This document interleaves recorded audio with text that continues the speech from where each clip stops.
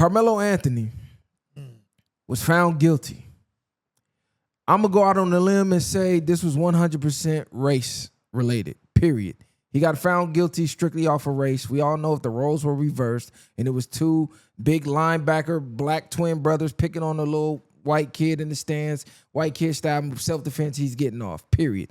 We done seen, and you say, viral, how can you say that? Well, you can look up other cases in Texas, in the same county, where white kids did equal or worse and got less time or no time. I'm talking about from murder to shooting to you name it, they got damn near slaps on the wrist. Y'all all saw the posts on social media of the cases, so ain't no need in me saying it. Point is, we knew he was getting railroaded when they switched the jury. They had no black people on the jury. The jury was all white. I don't care if you say it was Asians on there. I don't care if you say it was a few Hispanics. We all know they're white adjacent. Same mentality. They want to be white, period. That's just what it is. So how do y'all feel about this case? Do y'all think he got action on an appeal? I seen an old white lady say she saw the tape, and she said that Metcalf fell on him and fell on the knife. So I don't know how true that is, but I do know he got railroaded, period. And I do know he got railroaded because he was black. They said there were some black people on the jury. I don't know why they said this dumb shit. They said one said they could not convict him because he looked too young to go to prison. And then one was just saying, well, I ain't convicted nobody black. So they got both of them off the motherfucking jury, replaced them with all old white people in Texas. I just think at this point, we have an example after an example after an example after example. The system is not designed for us. It never was. It's designed to work exactly the way they want it to work. If their people are in position and you being this skin tone, you're cooked. That's just what it is, no matter what, for the most part. Now, yes, it is people that have beat things and been to a different point, but we see, like I said, the way the father came out with that video. I don't know if y'all seen that video that went viral, and the father was speaking his mindset. Basically, he's a racist. The father's a racist.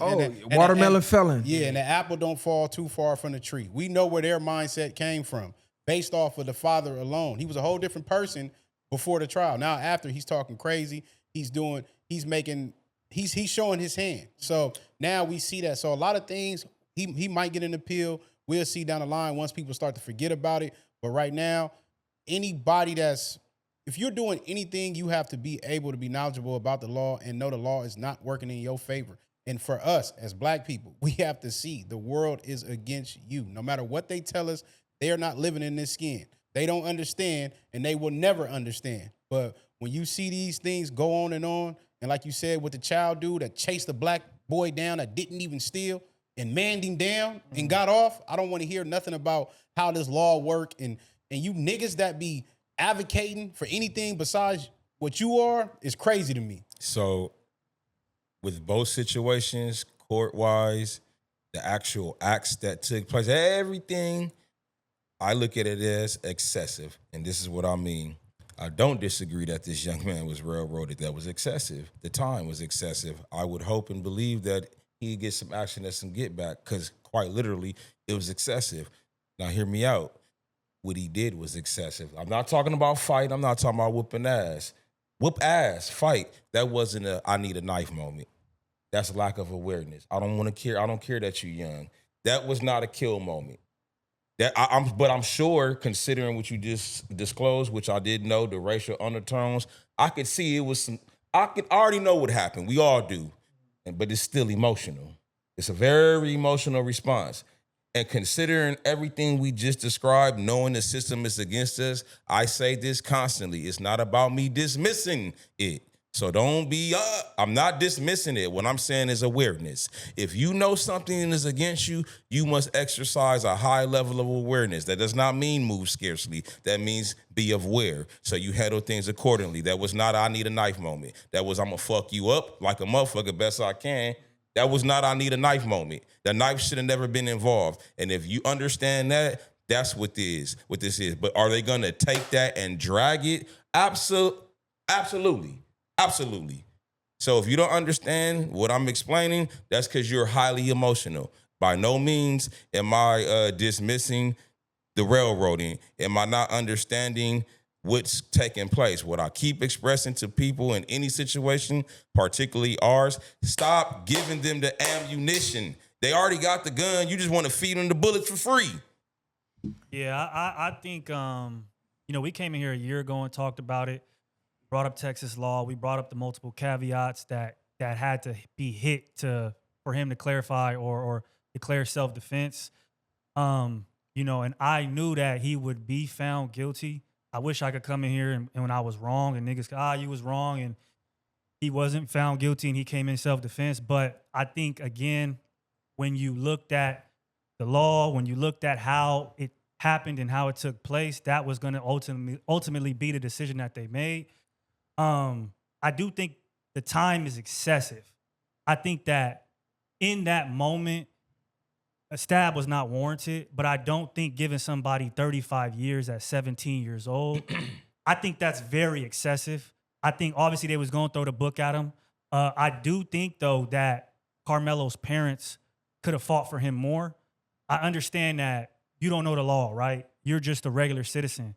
But you had a whole year to get prepared as much as you can. Because at the end of the day, you're going to fight for your son more than anybody else is. Any public defender, any lawyer, any social media personality, you at some point have to go against other people's better judgment and use your own to advocate for certain things, to make certain decisions even when people are telling you not to. And I think that's somewhere where they lacked. They let the government take the wheel, and it ultimately, they didn't put Karmelo on the stand, which was a very big mistake because he didn't get to explain why he felt scared. And I think if he could have looked those jurors in the eyes, and again, maybe the outcome would have been the same.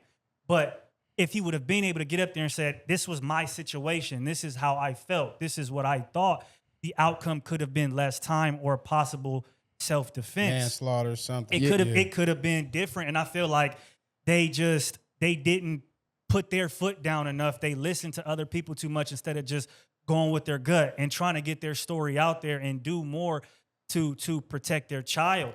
Another thing I do want to say about the stab thing is we're all, average height in here. And I know everybody in here has put a nigga on their pockets that was bigger than them.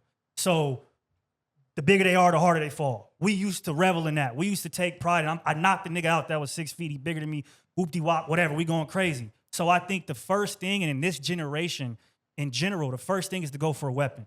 First thing is to go for a gun or a knife or whatever the case is instead of just using your two hands, especially when we've seen multiple fights of grown-ass men at baseball stadiums, basketball stadiums, in the same type of bleachers or just chairs where you could really topple over, knocking each other upside their shit and still living. So the ultimate outcome could have still been death, but I would have rather taken my chances using my fist than a knife to go to. I think this case is ultimately about decisions.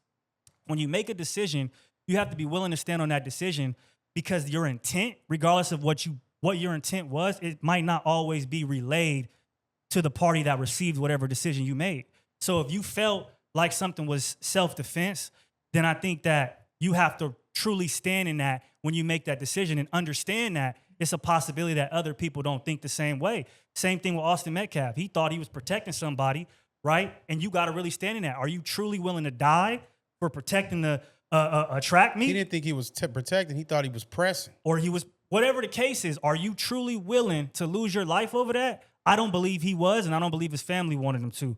Karmelo Anthony, same thing. Were you really willing to go do 35 to life for that? Or should you just have got up out of there? Or should you just have fought? So I think ultimately decisions, and the intent is what leads us to this moment. And unfortunately, I think both kids and both families paid for this with their lives. The reason Austin Metcalf, he's never coming back, and Karmelo is not coming back for at least 17.5 years unless they get the appeal. So I really do think that it was a mistake on both ends, and that mistake cost both kids their lives. The reason I'm not harping on if the knife was self-defense or not, because the same people saying that the knife was too extreme, the same crowd turned around and champions Kyle Rittenhouse for going across state lines with an AR-15 illegally and gunning down 2 or 3 people. Whether they were PDF files and deserved it or not does not change the fact he took an AR-15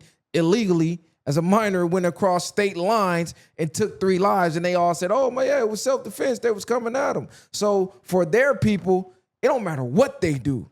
They're going to find an excuse. Only our people, man, we need to hold them accountable. Nah, fuck that. I was taught you don't play by the rules when somebody's playing the game and they're cheating. It's impossible for you to win. If they're going outside the rules and you're playing by the rules, you lose. So we already see they're not playing by the rules. So why the fuck are we still playing by the rules? Do you think though, Vito, that And that no, go ahead. if you know, God forbid anybody's children is ever in this situation, but I know for me, if I had a kid, I'm gonna stand with my kid regardless. But behind closed doors, I'm going to say that you just made a coin toss, right? This is a 50-50 chance. You either go up the road or you don't. Regardless if you don't, you just altered your life forever. I do think that as a father, there has to be some sort of conversation with your kid. Like, do you understand what you really did? If you do, cool. But I don't believe he really understood what he did because he didn't even think he killed him. He was asking if it was self-defense. He wasn't really sure. We can put that towards emotion. We can put that towards being young, whatever the case is. But the decision he made ultimately had consequences. And I think that to make a decision that strong, you have to be aware that your life is going to change forever, regardless of which way it changes forever. I'm gonna be honest. Or you not aware, and maybe you actually really that scared. Because you put a cat in the corner, ain't no telling how you gonna react. And we talk about this all the time. It's no pinpoint of how you could tell somebody to react to disrespect. He could have been disrespected and felt to the point where he felt threatened. Some niggas is just fearful. Like we said, these kids don't grow up fighting. They go straight to weapons. If he obviously brought a weapon because he felt he needed it. Because if you just was going up there to down somebody, you're going to go up there and just handle your candle. You're not going to wait for them to approach you. You're not going to do none of that. So I'm not going to be so quick to judge him and anybody in that scenario because if, like you said, however small he is, if you got 2 6-foot niggas walk up on you, if I'm walking down the street and 2 6-foot niggas get up on me and I got a knife up on me, I'm not trying to take the squabble route. Unless you just finna give me a fade, I'm gonna get up on you. That's just how I get it. And I'm gonna get up on you by any means necessary. So we can say it's emotional. We can say whatever the case it may be. But regardless of the fact, them niggas went and pressed him. I don't care if he was in the wrong tent. I don't care. It was any other ways to prevent this from them. They could have went and got a coach. You could have went and got a parent. You could have went and got anything before addressing somebody else. But you felt you had the authority to come press me. And you got what you got coming. So. And they lied about him being in the wrong tent because one of his so-called buddies who testified and lied, he invited him to the tent. But when it was time to get on the stand, he got coerced into saying something totally opposite. But when he first gave his first original statement, he invited Karmelo to the tent. So that whole story and facade about he was in the wrong tent harassing the other team and the Metcalf brothers came being the peacekeepers trying to get him out of the tent was completely false. So they falsified the story from the jump. So we knew he was trying to railroad him. So I don't want to hear shit after that. Okay, so let me ask you, my question is, was this an event, isolated event that got out of hand, or because for you to have a knife on standby, as you just described, I didn't consider that. I know what took place. They didn't call them all kind of ends. They probably even told him, because that's what a race, I'll unalive you. I didn't threaten you. So you had to bring that up for me to go a little bit further. One must think, you didn't told me probably several times, I'm gonna hang you like we did. All kind of, and okay, I'm coming prepared just in case you're ready. Fine. They're still going to view it as excessive, but that's that thing about fear again, emotion. I get the concept, but emotion, that's a fear. I mean, fear is an emotion. And if not taught that very young on, it's like young snakes, rattlesnakes. They're more dangerous than an adult because they don't know how to control their venom. Yeah. So that's all a young person is. Whether they're young, you want to refer to them as why. When we're young, that's when we're most rambunctious, right? Because we fresh, it's raw, it's natural, it's uncontrolled. So it does start at home. I'm not excusing anything. I'm pointing out that simple matters like this, lack of communication at home, race relations, people being genuine, all this stuff, it creates this. Because I don't know about y'all, I'm tired of having these conversations and saying this because it's the same thing over and over again, whether it's black on black, white on black, somebody. It's always the black losing. But it's a lot of these times, right? A lot of these things, it's different for us. Regardless if we in your tent, we in our tent. If I'm there and I tell you to come over here, 2 white boys ain't finna come press you. What you niggas want to do? You not finna be sitting there getting pressed or getting mauled about whatever, how a nigga want to talk or whatever. Not in the presence of us. It's not gonna happen like that. Quite So literally. it's just a different upbringing for him. But like I say, I'm still not gonna just fall and say a lot of things can be excessive. If that's the case, we should say every M1 that happens is excessive. So anybody that's getting unalive should be excessive. If that's the case, there is no justifying it when it comes to that. It only justifies to the person who felt like it was justified. Unless you can relate to that, unless you've been bullied, unless you've been in a situation to where he really honestly, you felt like you had to do this. No kid that's growing up the way they grew up is really just thinking, I'm just trying to catch a hat today. Like, you're not even game banging. You're not even you at a track meet. Nigga, I'm not thinking like that. And so, I'm gonna say, oh no, my bad. Go ahead. I'll say, and I'm gonna say for people that keep asking why he had the knife in the state of Texas, the knife that he had is legal for teens to carry. When we first covered the topic, I read down the parameters. I literally went to the law and I read it word for word, line for line, of the size of the blade, how long the knife could be. It's legal. Now, it was not legal for him to have it at the track meet. I will give you that. But that's still, I mean, you telling me I can carry it everywhere, but here, I'm carrying that shit. I don't even care. Y'all want to get technical. I don't care why you got. I don't care if he had a machete. I don't care what he got. If he had a pistol, machete, knife, why do you carry any weapon? For protection. Right, you ain't just having, why you carry pepper spray? Why do you carry anything? Why do you keep guns in your house? For protection. This is what people carry it for. It ain't just, oh, I want to look flashy. True, but so I don't think in my opinion, I don't think Karmelo was even carrying it for protection. It was really just a Walmart knife with a, nah, for real. I think he just had the knife in his backpack. Nah, nigga ain't just having no knife. You're carrying a knife for a reason. You ain't no just carrying a knife. I don't think where he lived, where his upbringing was, again, a lot of these kids have knives. Niggas be doing all type of shit with it. I don't necessarily think he was like carrying it to protect himself. I think it's something that a lot of people have, and in that moment, that's what he used it for. But I don't think it was any premeditated, or he got that knife thinking, I have to protect myself from something. Not living in Frisco, Texas, so much to the point where in the reports, right, from in court, reporters stated that Metcalf, we don't know how true this is, said you don't have anything in your backpack. This is Frisco.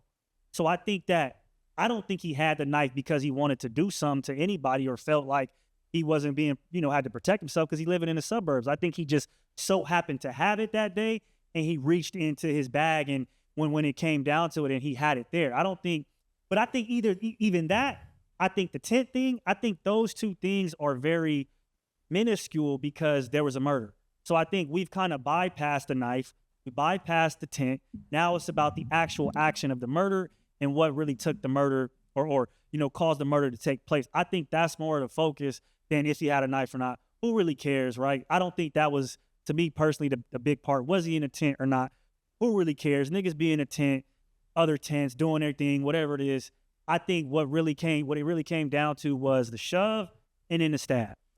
But this is what we got to look at. His dad had the quote unquote gag order where he acting like he's some upstanding Christian. Soon as the verdict is read, all of a sudden his true colors come out. Now he's the watermelon felon, and now his whole racist side comes out. So that was ingrained in his kids. So when I said race played a factor in this, all you got to do is look at his motherfucking father, how he talked and how he felt when he was upset. The racism came right out. I tell y'all every time, damn near every episode, you get a white person mad enough, you get anybody of another race mad enough, and you black, they're going to that N-word, period. They're going to the race bag, how you make period. It. That's the... So I knew, oh yeah, this has some racist going on. It's a black kid in the tent. Mind you, his friend who invited him over was Hispanic. So why they didn't tell him to get out the tent? He didn't belong in that tent. They wasn't tripping on him being in the tent. No, they was tripping on the black kid being in the tent. He probably came over there taking all the little white bitch. Man, y'all know how the story goes. What do you say about multiple witnesses that came to testify being black and not saying anything about race? Do you think they were coerced? This is a genuine question I'm asking, because when you have, I believe, 4 to 5 of the witnesses be African American and not bring up race or not bring up any of those things, What is your response to that? My response is when you go to court, especially as a teen, you're not gonna go in there playing a race card. Like, have you ever been in court? No. And been asked questions? No, that's So it's like when they ask you questions, they're asking very direct questions. So they're not just putting you on a stand and like, yeah, just tell me, everything that happened. No, they like picking you apart. So I don't think anybody's gonna go in that courtroom at 16, 17 and be like, yeah, the white boys did it because he was black. But do you think that they could testify to the fact that he called him an N-word, that he said something racial to provoke the matter? I'm not necessarily. No, go ahead. I believe that if 5 African-American or 5 black witnesses stood on a stand and not one of them brought up he said the N-word or he said anything at all, maybe they just super Uncle Toms. I don't know. I didn't get they're young. Sambo's Uncle Tom was a hero. Okay, we don't know what they look like. We don't know what their lineage really is. So I don't want to say that that's what they were or weren't, but I would think that somebody would say if they were black on the stand, he called them an N-word or something of that nature that maybe started and provoked. I'm not necessarily saying they even said the N-word. I'm saying undertones I'm not even just undertones, as well as the motivation for them trying to remove him from the tent was that. Because what other reason do you have at a high school to try to remove somebody out of your tent, especially when his friends are in the tent as well? They're not black, and you're not trying to get them out the tent. The one who invited him to the tent. He could stay. You ain't tripping on him. So, I mean, you tell me. So, and given the info that we now know his dad is racist, I mean. All right. So, I'm glad you brought that up. So, ultimately, they played the game. Everybody's playing the game except us. We keep looking for everybody to do right. I'm not telling you to do wrong. What I'm telling you is to play the game like everybody else. We the only people that's not sitting here saying, okay, this goes back to what I said about awareness. Whether we should have to or not, that's not it don't matter.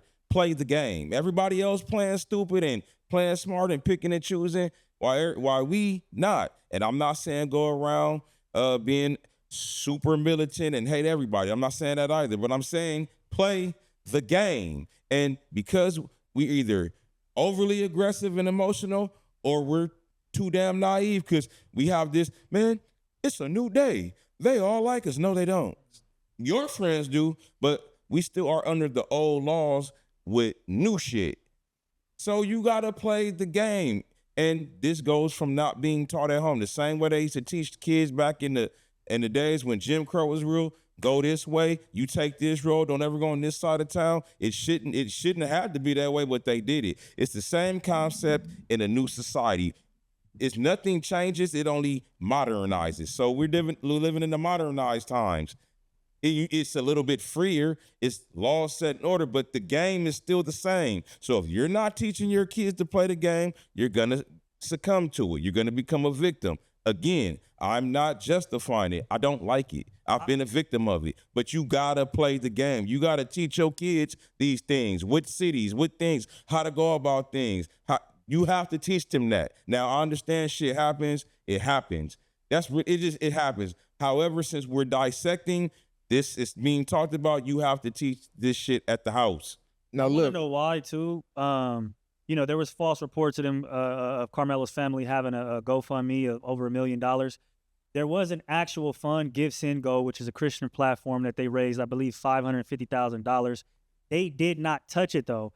I would like to ask them, why they didn't. Again, was that advice, don't touch it, or what was the case? Because, again, to go get a public defender, I just don't. When you had that fund that you could have used, I don't understand. I think they like closed it or something, if I'm not mistaken.